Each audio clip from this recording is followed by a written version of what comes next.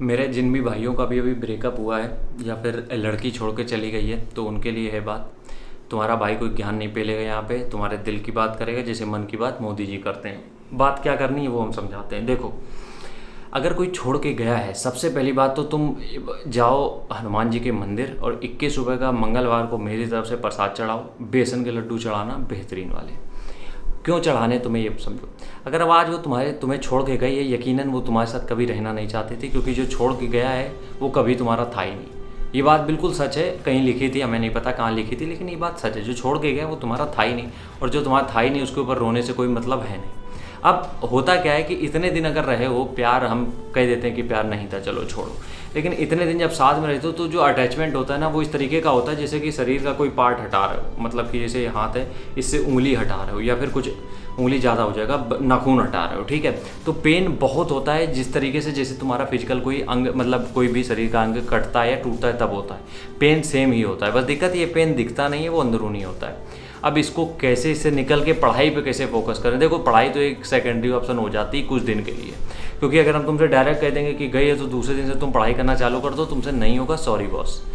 करना क्या है तुम्हें, सबसे पहली चीज़, जो चीज़ें तुम्हें छोड़ के गई हैं उनको भूलने की कोशिश करने के लिए एक ही काम करना है कि अब तुम थोड़ा सा घर पे देखो, अपने आसपास देखो। क्योंकि होता क्या है, हर एक इंसान के पास दो चार लोग ऐसे ज़रूर होते हैं जो उसको बहुत प्यार करते हैं। दो चार इंसान ऐसे होते ही हैं। कोई भी गिरे से गिरा आदमी होता है यार, तब भी उसके होते हैं। खासकर तुम्हारी सिस्टर अगर हैं, सबसे बेस्ट तुम्हारे दोस्त हैं अगर वो। और यकीन मानो, जब, क्योंकि क्या होता है कि जब आदमी प्रेम मोहब्बत में होता है, किसी लड़की के साथ होता है, तो ना तो दोस्तों को टाइम देता है, ना तो फैमिली को टाइम देता है, ना फिर किसी को भी टाइम नहीं दे पाता है वो। और इस कंडीशन में होता क्या है कि वो सबसे दूर होने लगता है, तो उसको लगता है उसको प्यार चाहिए, तब वो भागता है उसकी तरफ। तो इस वजह से अगर वो इंसान तुमसे चला गया दूर, तो अब तुम थोड़ा सा अपनी फैमिली पे फोकस करो। अपना जो परिवार है उनसे तुम जब बात करोगे ना, इंटरेक्ट करोगे, उनसे बात करने की कोशिश करोगे, तुम्हारी चीज़ें अपने आप धीरे धीरे सॉल्व होने लगेंगी। टाइम लगेगा, थोड़ी सी प्रॉब्लम बहुत ज़्यादा हो जाएगी, और थोड़े देर के लिए, सॉरी, प्रॉब्लम बहुत एक्सट्रीम पहुंच जाएगी, लेकिन अपने आप को रोक के रखना। बस प्रभु हाथ जोड़ के विनती ये है कि मैसेज मत, कहानी लिखने मत लगना कि वापस आ जाओ, ये मत करना। तकलीफ़ बहुत होगी ये हमें पता है, और बहुत असहनीय होती है हमें भी पता है, लेकिन हाँ, एक वो इमला मत लिख के भेजना कि तुम पूरी कहानी लिख के भेज रहे हो कि वापस आ जाओ देवी कैसे भी। यकीन मानो, इस बार अगर वापस आई तो तुम्हारी लाइफ पूरी तरीके से झंड करके ही जाएगी, और अगर एक बार गई तो दोबारा वो जाएंगी ही जाएंगी। तो उनको वापस से वेलकम करने का कोई मतलब नहीं बनता है। अब तुम्हें कोशिश ये करनी है कि जितना हो सके खुद को बिजी रखना है, क्योंकि ये चीज़ें दिक्कत तभी देती हैं जब तुम खाली बैठते हो, तो तुम्हारे दिमाग में बस वही चीज़ें आती हैं। तो सबसे पहला काम करना है, अरिजीत सिंह को डिलीट कर देना अपने मोबाइल से, क्योंकि अगर ये गाने सुना देना तो तुम रो दोगे। तो इस वजह से सबसे पहले ये गाने जो हैं, जो तुम्हें दूसरी दुनिया में ले आते हैं, इन गानों को हटाओ अपनी प्रोफाइल से। दूसरा काम, अपने परिवार से इंटरेक्ट करना चालू करो, खासकर अपनी बहन से, सिस्टर से। सबसे ज़्यादा सपोर्ट वहीं से मिलेगा, ये मेरा वादा है। और उनको पूरी डिटेल में बता दो तो वो सही से तुम्हारा मैनेज करा देंगे। सबसे बढ़िया दोस्त वही होती है मेरे हिसाब से, ठीक है। अब तुम्हें अगला कदम यार ये चीज़ें करनी है कि खुद को कुछ ऐसी एक्टिविटी ऐड करो अपने शेड्यूल में, जो तुम्हें 24 घंटे तुम्हारा दिमाग दिल सब उसी में लग जाए। टाइम लगेगा, हम बार बार बोल रहे हैं, समय लगेगा, ये कोई आसान चीज़ नहीं है। तो तुम्हें अब क्या करना है, तुम्हें कोई भी एक एक्टिविटी ज्वाइन करनी है। पढ़ाई पे तुम्हें थोड़ा सा ज़्यादा फोकस कर सकते हो अगर मन है तो, नहीं मन है कोशिश ये करो कुछ भी एक्टिविटी। हम तो बोलते हैं जिम चले जाओ 2-3 घंटा, सब रगड़ के वहाँ बॉडी बनाओ, सब उतर जाएगा भूत, ठीक है।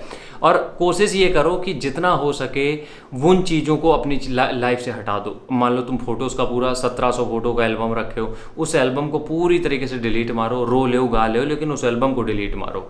और कोशिश हमेशा, बार बार हम ये कह रहे हैं कि वापस से वेलकम मत करना, वरना लाइफ हो जाएगी झंड। एक बार जब तुमने अलविदा कह दिया तो बस, टॉरेक्स कप सिरप है तो अलविदा खांसी, जान दो।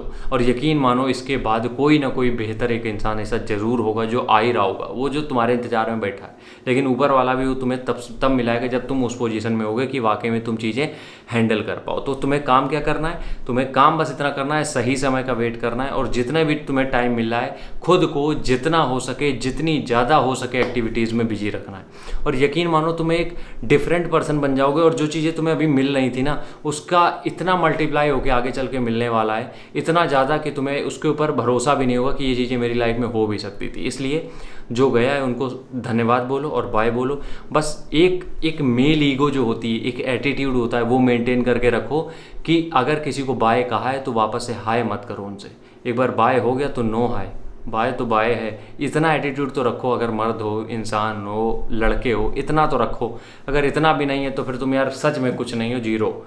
खुद को थोड़ा सा नेगेटिव फील कराओगे इस तरीके से तो नहीं जाओगे। और बस मेरा मोटिव यही है कि वापस ना जाओ। बाकी ये ब्रेकअप वेकअप सब चूतियापों से हील तो तुम हो ही जाओगे, बस वापस ना जाना।